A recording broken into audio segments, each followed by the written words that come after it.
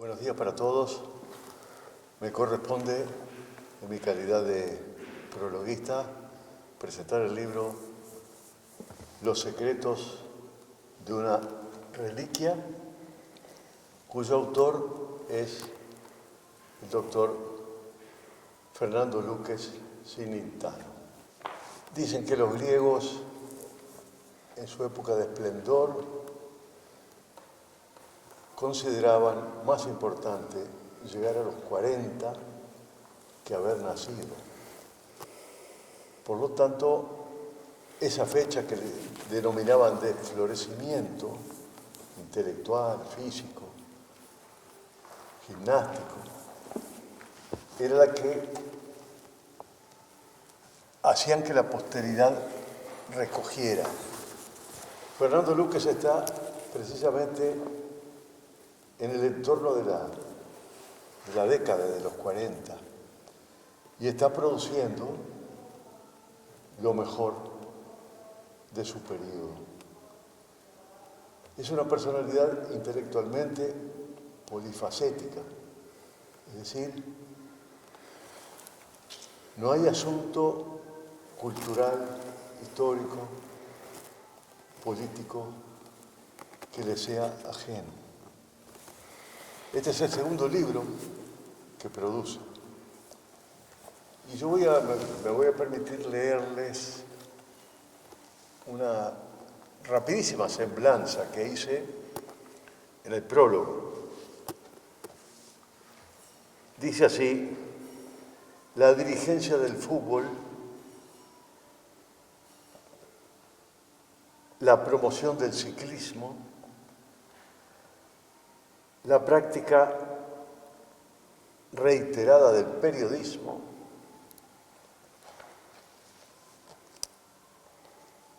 las entrevistas radiales y televisivas, el continuo relacionamiento con eventos de carácter académico, sus actividades de carácter histórico local, su vinculación a los encuentros de geohistoria, los niveles de organización e incluso de comando en celebraciones locales,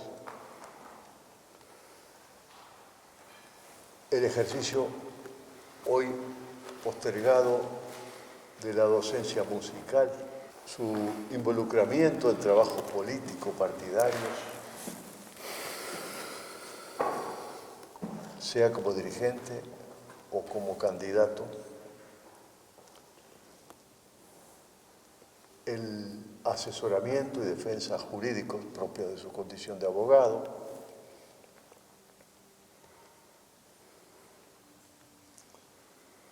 y una pertinaz y riesgosa incursión por los fakeballs.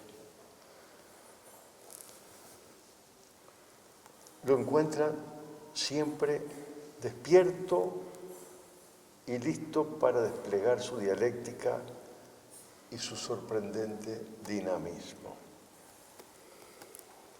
a despecho de las tiranías biológicas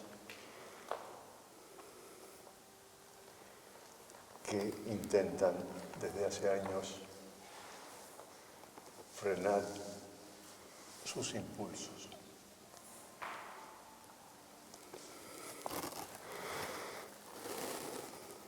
El libro concierne fundamentalmente a este recinto desde el cual estamos nosotros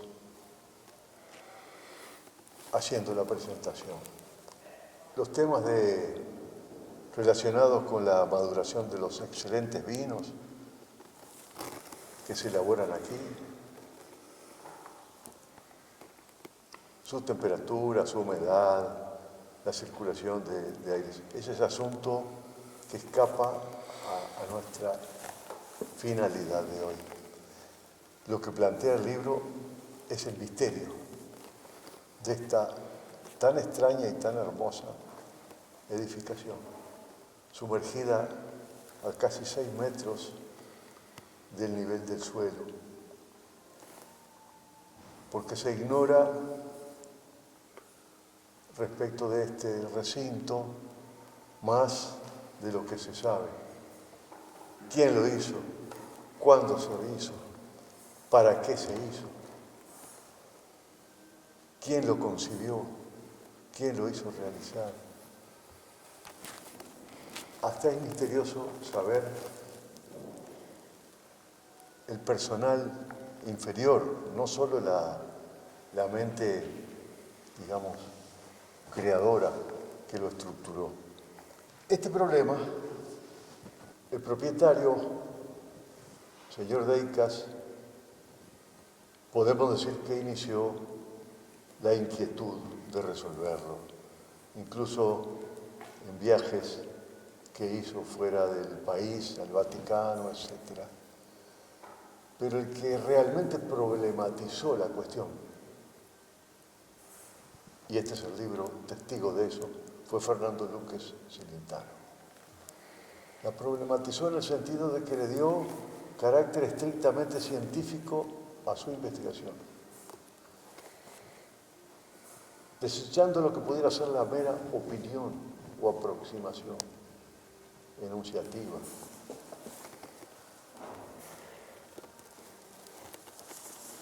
Tuvo lo que podríamos llamar un atrevimiento científico, una osadía, que consistió en aplicar criterios rigurosamente científicos a esta realidad tan extraña y tan hermosa. Y al mismo tiempo tuvo la prudencia de no excederse, de no dejarse llevar por el entusiasmo y considerar todo aquello que no haya sido estrictamente comprobado y verificado como mera hipótesis. Este es un primer mérito que señalo de este libro, además de haber sido bien escrito y bien concebido en su estructura. Tuvo además el tino de consultar lo que podríamos llamar dos representantes de ciencias colaterales para que enriquecieran con su aporte el trabajo principal. Me refiero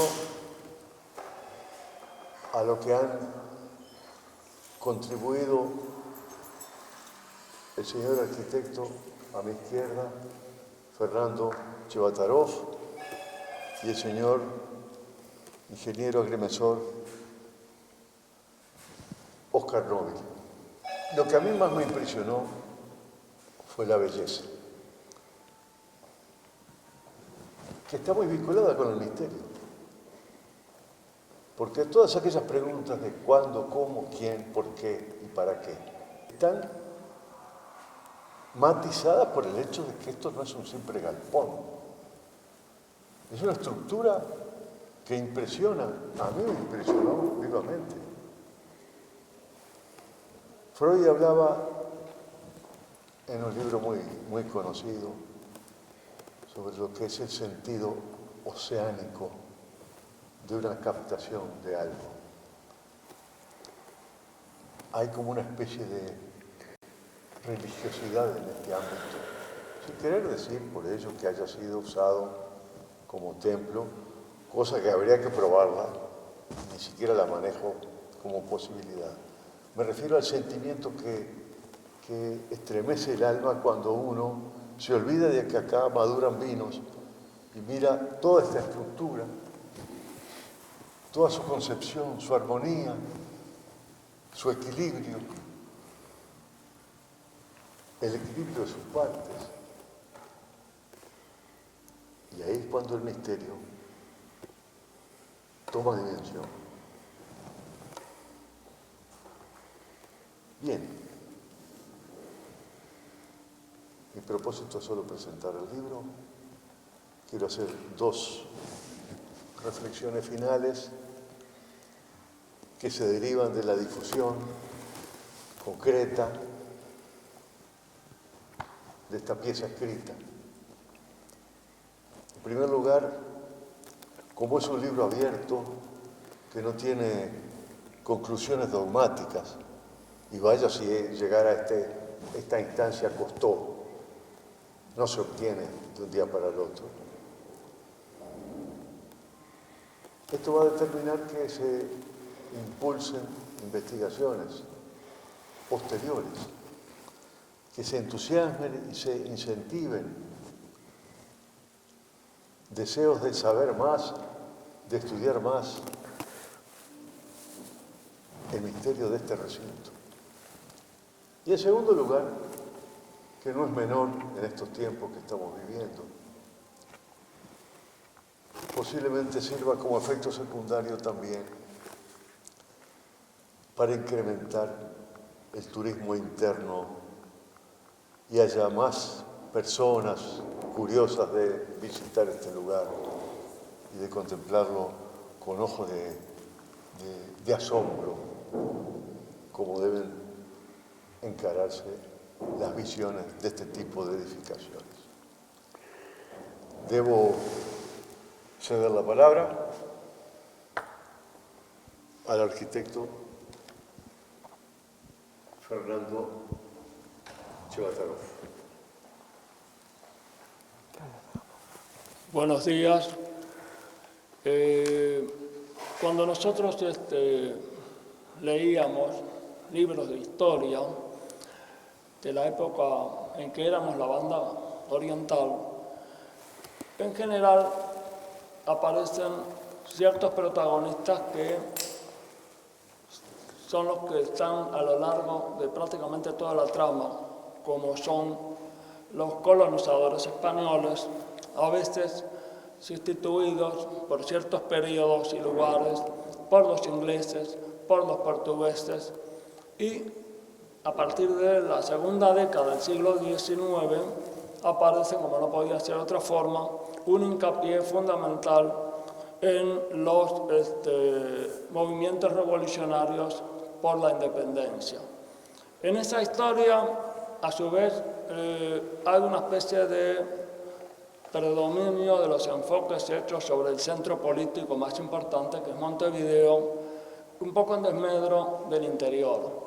Se le da especial importancia a Montevideo y el interior aparece como si fuera un mundo parecido, aparte, cosa que no es verdad, y en esos libros falta una serie de conceptos. Otros protagonistas que son más importantes de lo que parecen, que se están reivindicando en estos tiempos, como es el caso de la acción de los misioneros jesuitas, que son verdaderos pioneros en cuanto a la difusión de la evangelización, pero también de la formación de toda una estructura económica, que fue lo que terminó generando un verdadero imperio dentro del imperio español, un verdadero imperio también dentro del imperio portugués. Por esa razón fueron expulsados en 1759 de las posesiones portuguesas y en 1767 de las posesiones españolas. Entonces, ese accionar hay que tomar en cuenta que no fue posible solo por unos pocos misioneros, sino que se debió a una acción mancomunada, muchas veces obligatoria, a veces bajo la forma de esclavitud, con la ayuda de los indios y de los esclavos de origen africano. El tema de los indígenas es otro tema que está recién ahora revitalizado y enfocado geográficamente como corresponde. Los viejos libros de historia decían que los indígenas desaparecieron especialmente con la cruzada de Bernabé Rivera hacia 1830 y poco, cosa que es verdad en lo que hoy es la banda oriental, lo que hoy es el Uruguay, pero la banda oriental era una extensión geográfica mucho mayor, y lo que la gente olvida es que el Uruguay fue durante décadas un territorio que se parecía mucho al de la banda oriental. O sea, ocupaba también territorios que hoy pertenecen, después de un pacto bastante triste entre Brasil y Uruguay, a Río Grande do Sul.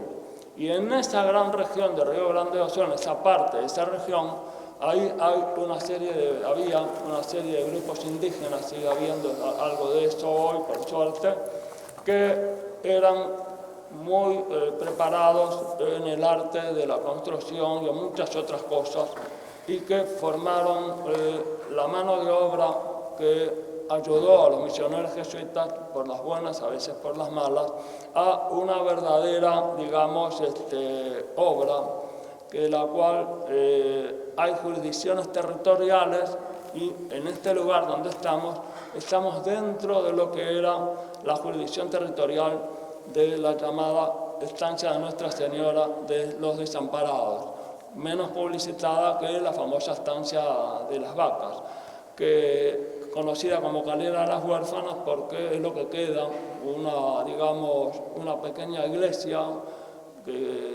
parcialmente ruinosa, casi totalmente ruinosa, y muy pocos restos más. Hay toda una cuestión territorial que se hace pensar que tenemos muchas cosas por aprender, y este elemento que parece tan fuera de lugar y que llama la atención a todo el mundo es indudablemente de muy vieja data. No encaja mucho con la lógica de que puede haber sido llevado a cabo por españoles. No había alarifes, ingenieros militares o arquitectos académicos que hayan pasado por acá, que hayan sido registrados, pero aquí estamos frente a algo que es extremadamente de gran calidad, uno de los tantos testimonios, porque estoy seguro que hay más, que forman parte de unos eslabones que hay que ir estudiando de a poco y verificando mediante la participación de grupos multidisciplinarios. De esta forma, de alguna manera, podemos cumplir con algo que había señalado el famoso arquitecto restaurador francés del siglo XIX, Eugène Viollet-le-Duc. Viollet-le-Duc había dicho: si no comprendemos el pasado y valoramos la tradición que nos lega, es imposible lograr forjar el futuro. En una palabra, no hay pueblo sin tradición, lo mismo que no hay hijos sin padres. Y no se capta el valor del pasado a través de fechas y relatos como un hijo no se forma cabalmente la idea de sus padres con fechas y narraciones, sino sintiéndoles vivir a su lado. Y al lado de un testimonio muy especial estamos en este momento. Y este trabajo pretende explicar, como dijo don Agapo Luis Palomeque, el contexto histórico de valiosos elementos testimoniales de nuestro pasado. Hay una serie de cuestiones que aún no están debidamente demostradas, pero sí hay demasiados indicios como para mostrar que estos elementos estuvieron de alguna forma vinculados con la organización que habían hecho los jesuitas en ese imperio paralelo al imperio español. Y los protagonistas acá también fueron, seguramente, en parte, indígenas y esclavos de origen africano. A continuación, y agradeciendo la oportunidad de haber formado parte de este trabajo, hará uso de la palabra el ingeniero agrimensor Óscar Nobile. Muchas gracias por su atención. Gracias.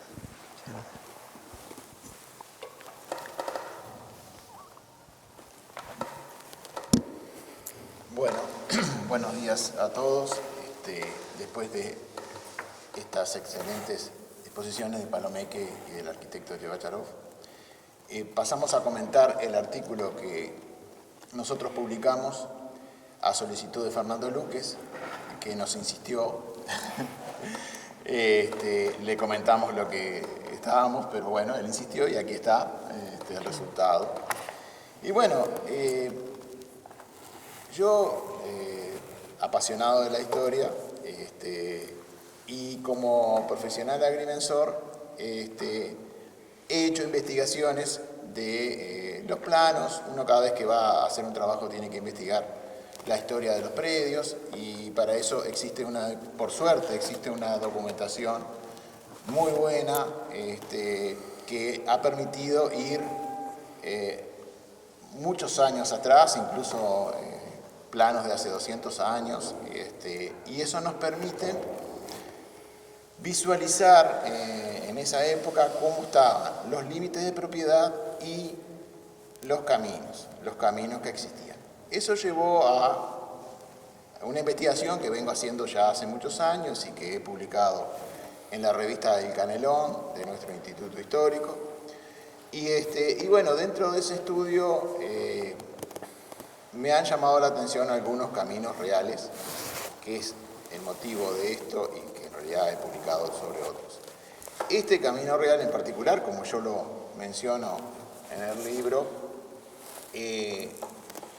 considero que debe ser uno de los primeros del país y la razón justamente son los misioneros jesuitas, ¿no? Con su estancia Nuestra Señora de los Desamparados. Y así como muy bien publicado está por Fernando Luque el exitosísimo, realmente lo fue, de los misioneros en el Paraguay, creo que aquí, con su corto lapso, fueron muy exitosos también, ¿no es cierto? Fueron muy exitosos. Fueron muy pocos y, sin embargo, desarrollaron una empresa como ninguna, ¿no es cierto?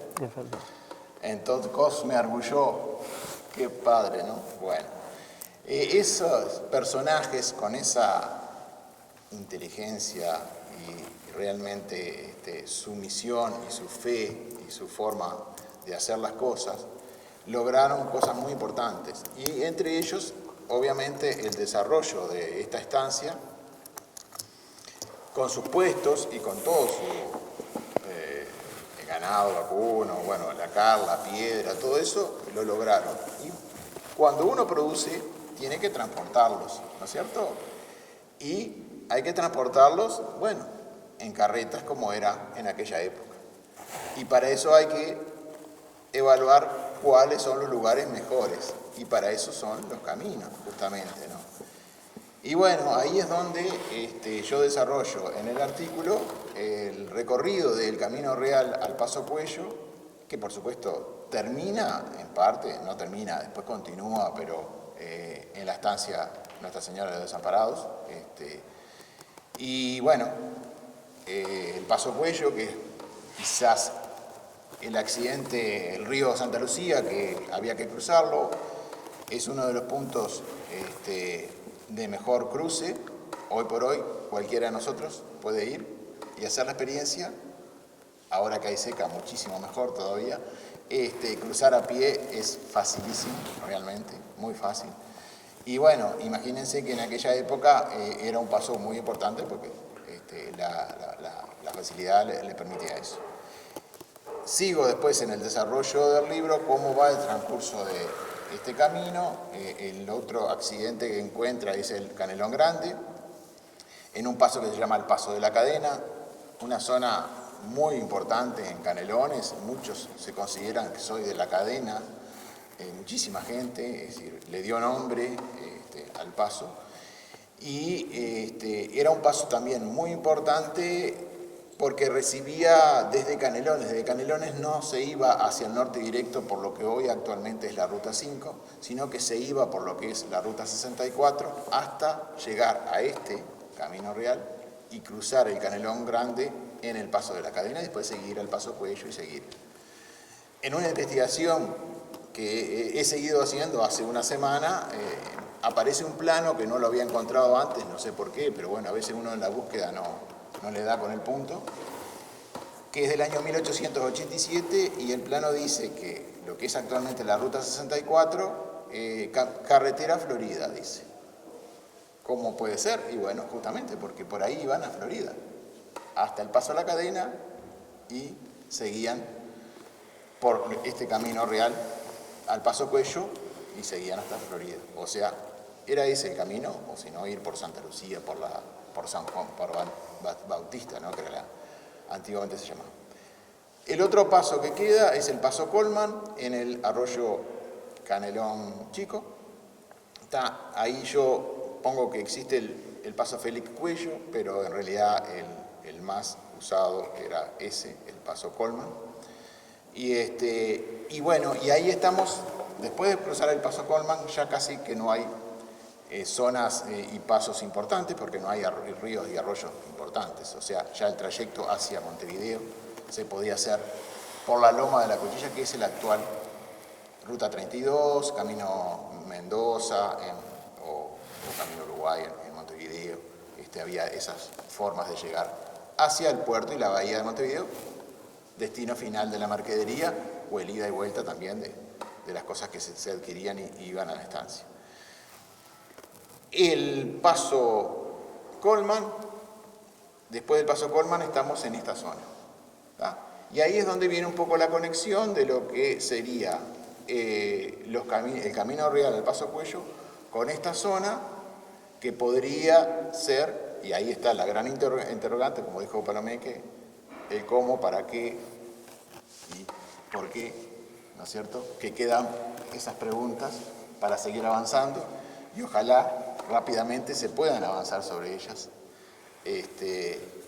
Y bueno, y continuar con otro libro con muchísima más información y acercarnos a la verdad de esto, que es lo que nos motiva todo esto. Así que muchas gracias y muchas gracias a Luque por la invitación. Buenos días para todos. Es un día emotivo en lo personal. Luego de 2 largos años, llegamos a presentar a nuestra localidad y a través de la Internet al mundo, porque la Internet genera eso, a cortas distancias, máxime en estos tiempos de virtualidad, de falta de presencialidad. Personalmente hubiéramos querido que este acto se hubiera desarrollado tanto como se desarrolló aquel primero, en que presentábamos nuestro primer trabajo editorial que se llamó Juanico, de apellido de localidad. Y en esa época, a la cual acudíamos entusiastamente, animados en darle a conocer a la localidad donde nacimos, nos criamos, nos educamos y vivimos hasta nuestros días,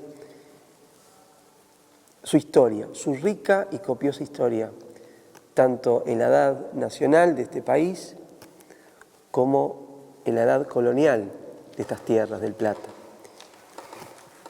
Y en el año 2012, es decir, cuando presentamos este libro, reprodujimos en sus páginas aquello que la tradición oral de los juanicoenses replicaba generación tras generación y que estas construcciones en las cuales hoy nos encontrábamos habían sido mandadas a construir por uno de sus propietarios, que fue Francisco Juanico, a partir de 1830, es decir, coincide con la época independentista del Estado Oriental del Uruguay, hoy nuestro país.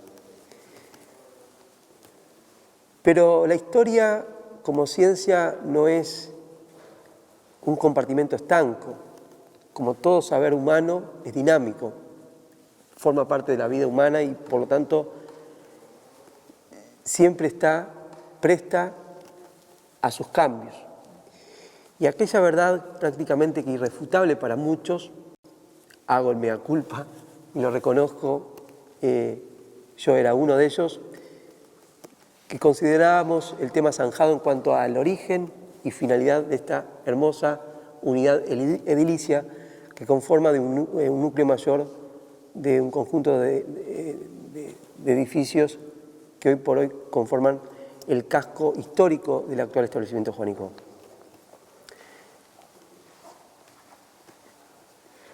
Como dije, la investigación como herramienta auxiliar de las ciencias históricas, en nuestro afán aficionado en la investigación, hurgando manuscritos, documentos, consultando bibliografía de expertos, en este sentido en lo que hace a la historia de la arquitectura, fueron dándonos indicios o elementos que fueron conmoviendo poco a poco esa tesis que prácticamente irrefutable en cuanto al origen y edad de esta construcción. En el año 2017, justo cuando la localidad cumplía 145 años de la iniciación de su proceso fundacional Juanicó, en octubre, 21 de octubre, en el marco de la jornada de geohistoria regional, brindamos una charla en este espacio. En el libro van a encontrar fotografías de ese encuentro, en el cual compartíamos elementos que llegó a nuestras manos, en el cual demostraban la evidencia o los indicios, más que la evidencia, de que esta construcción puede ser de una edad anterior a la época independentista de nuestro país y por lo tanto anterior a la familia Juanicó. Comentarles que estos campos de las inmediaciones del arroyo Canelón Chico, mañana se cumplen 273 años de que tomara posesión de unos campos contiguos a estas tierras. En representación de la Compañía de Jesús, el padre Cosme Agulló tomaba posesión de 3.105 hectáreas, lo que fue conocida como la Chacra San José. Chacra San José que se constituyó entre los arroyos Canelón Chico y Arroyo el Gigante. Estamos hablando del actual lugar donde estamos emplazados aquí, a media legua aproximadamente. Esa chacra denominada San José, la Compañía de Jesús le dio su actividad. Allí se trajo desde la Calera de los Amparados ganado ovino para sustento de la residencia de San Estanislao de Kostka, fundada en 1746. Ya en 1745 los jesuitas habían obtenido de las autoridades reales la propiedad y la autorización para ingresar a la banda oriental. Y sin duda, como bien dijo mi amigo el ingeniero Nobile, fue una edad o un periodo corto, 20 y pocos años, la presencia jesuita en la banda oriental, pero que prontamente, una vez instalados, ávidos por llevar aquello lo que San Ignacio de Loyola, su fundador, les había conminado a sus novicios en las primeras épocas de fundada la Compañía de Jesús, les decía: id e incendiad el mundo.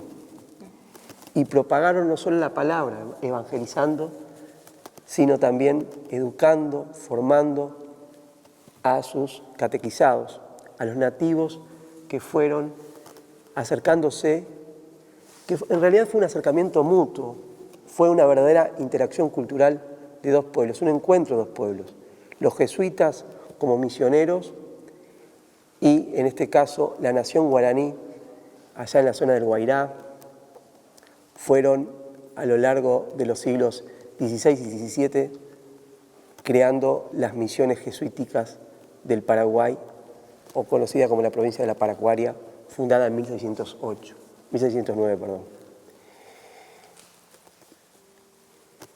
Pero volvamos a estas tierras, a la banda oriental y precisamente a la zona de los Canelones.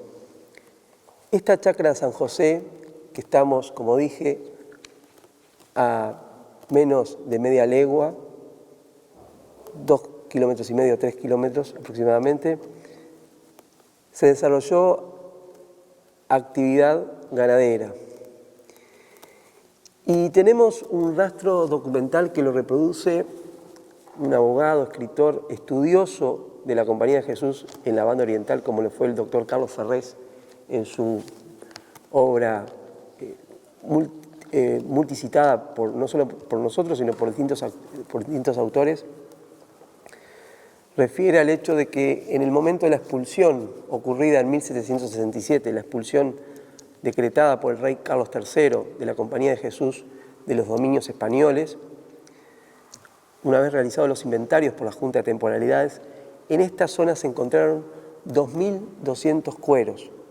Recordemos que en esa época, y como bien señalan estudiosos e historiadores, el Uruguay del siglo XVIII vivió una corta pero intensa edad del cuero. El cuero era una mercancía cara, costosa en su producción, y los jesuitas mercanciaban estos bienes, exportaban a Europa. Recuerdo que en documentación consultada, para abonar deudas que mantenían, la Compañía de Jesús exportó a Europa, al viejo continente, la cantidad de 3.000 y tantos cueros. Aquí, a pocos kilómetros de esta zona, existían 2.200 al momento de la expulsión. Por lo tanto, y aquí compartimos en este material,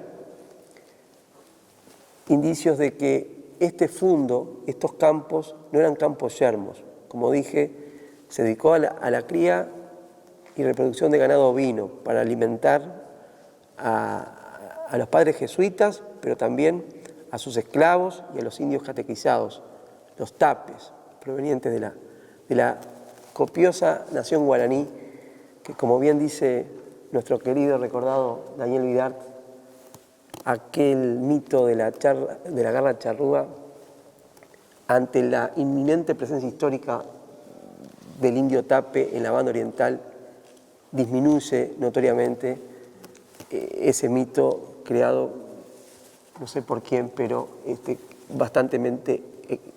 buenamente extendido sin mayor asidero científico.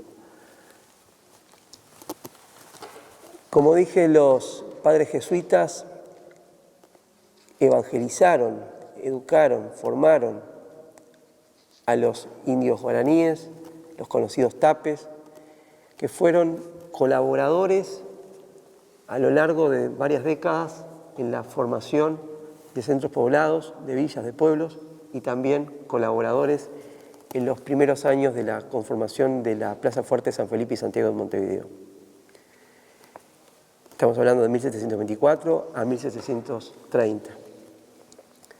También sucedió lo mismo por aquí cerca, en los campos de Bartolomé Mitre, ya a finales del siglo XVIII, un número copioso de indios tapes levantaron ranchos, colaboraron en la construcción de edificaciones en dicho pueblo, en San Juan Bautista, hoy conocida la ciudad de Santa Lucía, y así puedo enumerar distintos ejemplos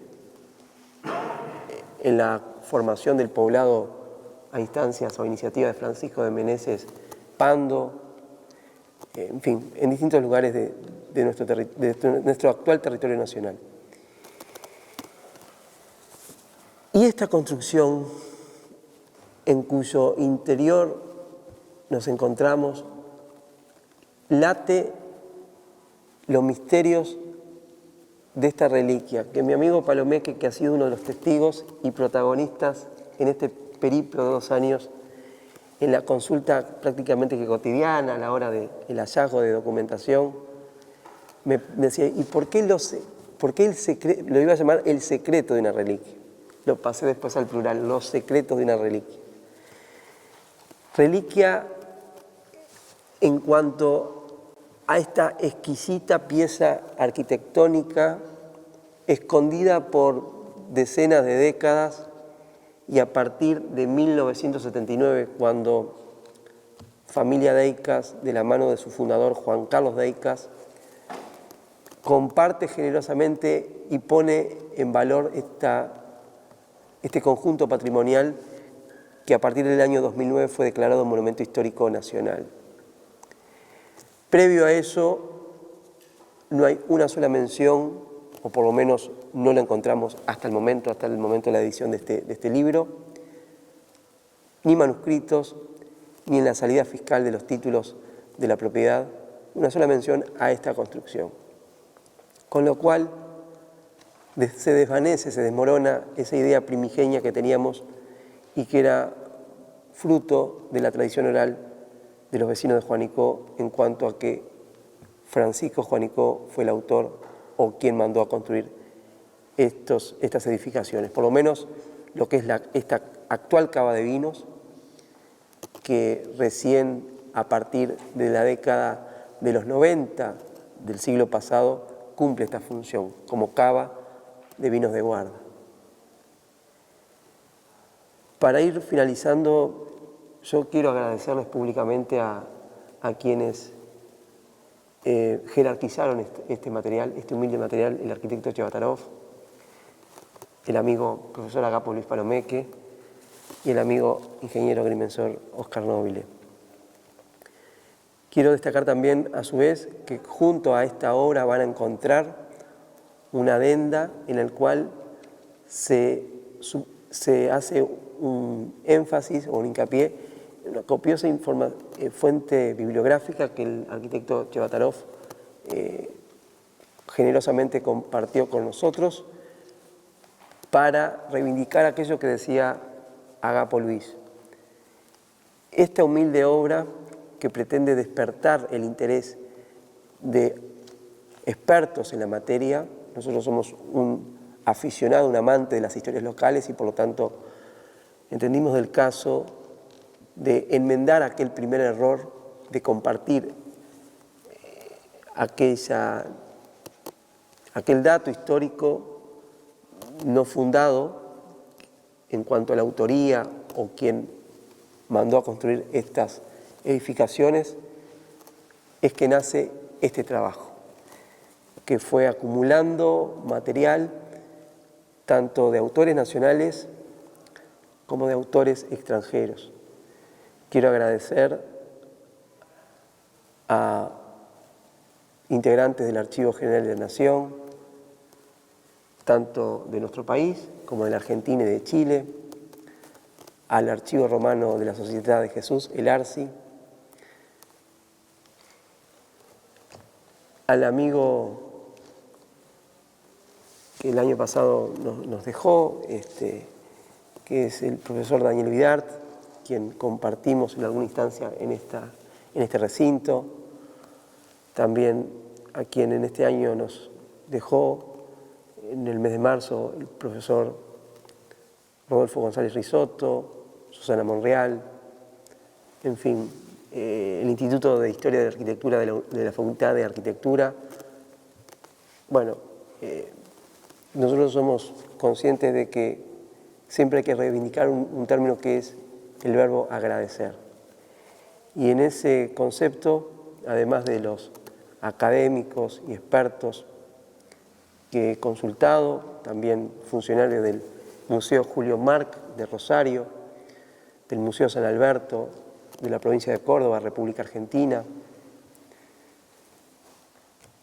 Agradecer también a mi familia por acompañarme en esta empresa que un poco me hace salir de mis habituales oficios como abogado e incursionar en esta materia tan apasionante. Y a mis docentes, que aquí en la mañana de hoy me acompaña uno de ellos, agradecerles por haber despertado desde pequeño ese interés por el sabor de la historia como camino y como vocación, para que las generaciones venideras, aquellas que nos van a suceder en algún momento de nuestras vidas, tomen la posta y puedan superar estos humildes aportes editoriales que lo hacemos con un profundo amor al pago, pero también con una profunda convicción y seriedad científica que avala cada cita bibliográfica que aquí compartimos en los secretos de una reliquia, y ansiamos porque estos misterios salgan a luz y permita descubrirnos a todos la edad y la finalidad de estas exquisitas construcciones que no solamente los juanicoenses lo tenemos, sino que es un tesoro compartido por los canarios y buena parte de nuestro país. Muchas gracias.